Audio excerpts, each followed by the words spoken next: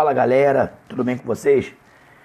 Primeiramente gostaria de parabenizar a todos os 1.620 candidatos que estão ainda concorrendo às 810 vagas para a Escola de Aprendizes Marinheiros, que estarão divididos nas 4 escolas, espalhadas pelo Brasil, onde em uma tive o prazer de estar, por quase um ano como aluno, que foi a AMES em 89.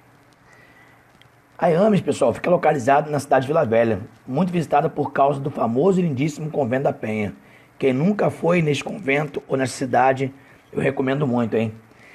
Pessoal, quem não me conhece ainda, sou o subtenente Alessandro, já fui um aprendiz de marinheiro, como falei anteriormente, depois fui promovido a marinheiro da ativa e acabei prestando um outro concurso público, que foi o da ESA, Esse concurso público da ESA eu fiz em 92 e fui para a ESA em 93.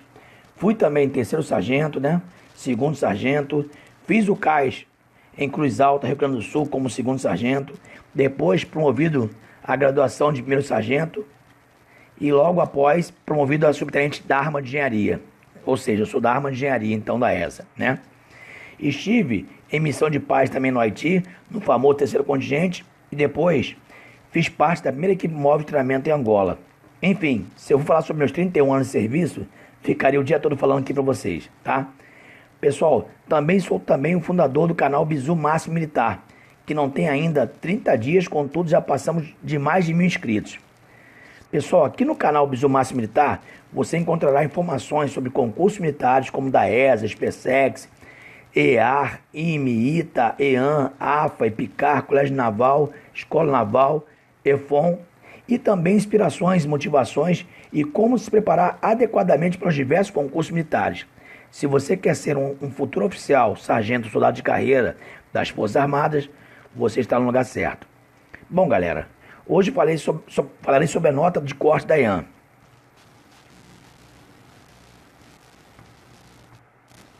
Pessoal, quais são os fatores que contribuíram para a nota de corte ser tão alta, pessoal?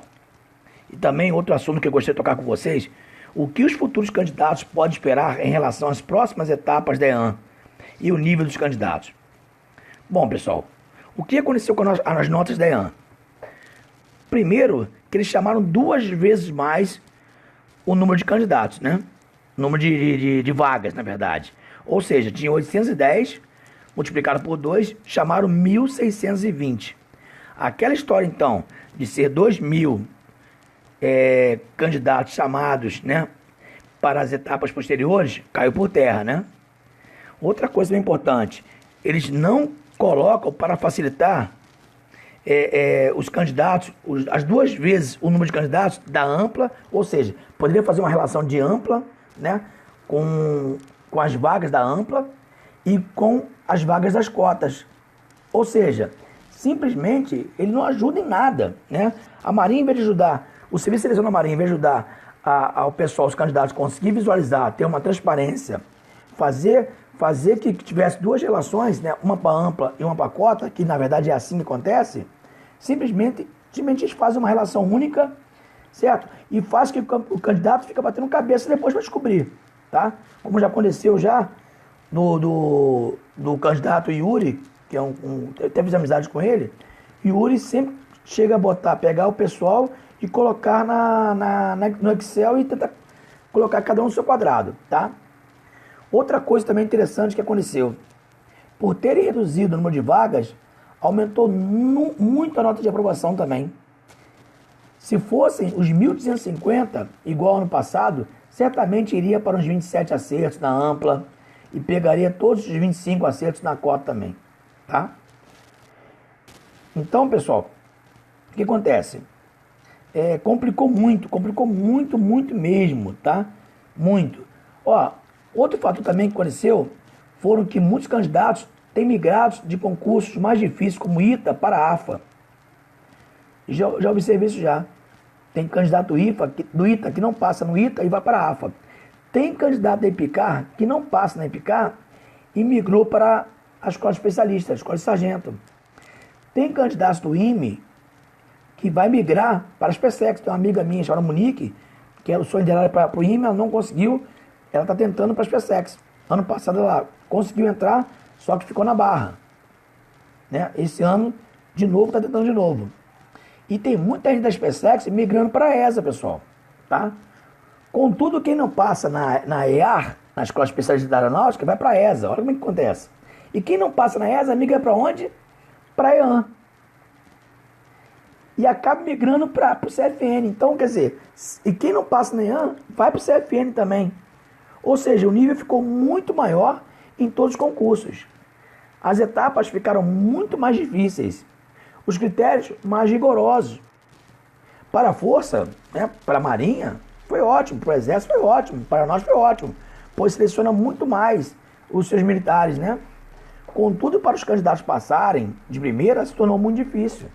Devido à falta de experiência, o nervosismo na primeira prova e sabendo que não pode errar muito. Outro fator também contribuinte, né, eu falo até como segundo fator contribuinte, foi o tempo para estudar, que aumentou. Então, quando você aumenta o tempo para estudar, que foi adiando a prova, simplesmente, ou seja, 4 meses, quem focou mais nesses 4 meses que tiveram depois da prova que foi adiada, que teve disciplina, conseguiu êxito. Quem não teve disciplina, foi pro barro literalmente. Ou seja, não logrou êxito. Tá? Outro fator também, terceiro fator, que houveram também, que aconteceu também, foi as 2 anulações em matemática. Muitos não tinham sequer conseguido o mínimo, né, em matemática. O cara estava com 30 questões lá, por exemplo, e não tinha conseguido. De repente, anulam 2 questões de matemática, que o cara tinha errado, que o candidato tinha errado. O que aconteceu com isso? Essas anulações, de 30, os candidatos passaram para 32 e conseguiram o mínimo de 5 questões em matemática. Acabaram entrando na lista para as próximas etapas. Já aqueles que tinham 29, que tinham conseguido o mínimo, né, que de repente anulou 2 questões que já tinham acertado e não somaram com as anulações, ficaram na mesma. E no critério de empate, grande parte dos que acertaram 29 simplesmente não entraram na relação para as próximas etapas. Isso aí foi muito triste, na verdade, muito triste mesmo. Muitos candidatos que estavam contando com 25, 26, 27, né? Pelo menos 27 para cima, ficaram fora, ficaram a ver navios. Simplesmente isso. Outra coisa também que eu gostaria de fazer uma reclamação, assim, mas para a banca da EAN e para a banca da ESA. Pessoal, fica aqui minha reclamação. Que façam na próxima vez uma prova para não haverem mais questões anuladas. Pois tiveram tempo suficiente, a banca teve tempo suficiente para fazer 15 questões de matemática. E simplesmente me elaboram 2 erros grotescos. Todo ano a mesma coisa. Isso aí prejudica muito quem estudou. Entendeu? A mesma coisa com a ESA. A ESA anulou no ano anterior 5 questões que faz diferença na hora do resultado, pessoal. Pô, se tem uma prova com 40 questões, a ESA me anula 5 questões, é uma porcentagem muito grande. E prejudica um grupo, adianta outro grupo, entendeu? Prejudica muito, principalmente para quem estudou. E neste ano me anula uma questão de inglês ainda, que valia 2,5 pontos na ESA. Candidato com 7,5 passou para nota 10. Entendeu? E teve gente com 7,5 que essa questão, que não foi anulada, acertou. O cara não ganhou nada. Então, os responsáveis para fiscalizar esse tipo de problemas deveriam ser mais criteriosos, a fim de que os 136 mil candidatos da ESA e os 30 mil da EAN não fosse prejudicado. Entendeu? Toda vez é prejudicado. Entendeu? Que seja a última vez, pois as inscrições não são de graça não, pessoal. Os candidatos exigem uma prova bem distribuída dentro do edital. Isso não acontece. Erros infantis que anulam questões. Tem que acabar futuramente. Uma porção de candidatos com condições financeiras já ficam com seus advogados preparados já para entrar na justiça. Enquanto uma grande parcela humilde fica a ver navios. Pô, desculpa meu desabafo.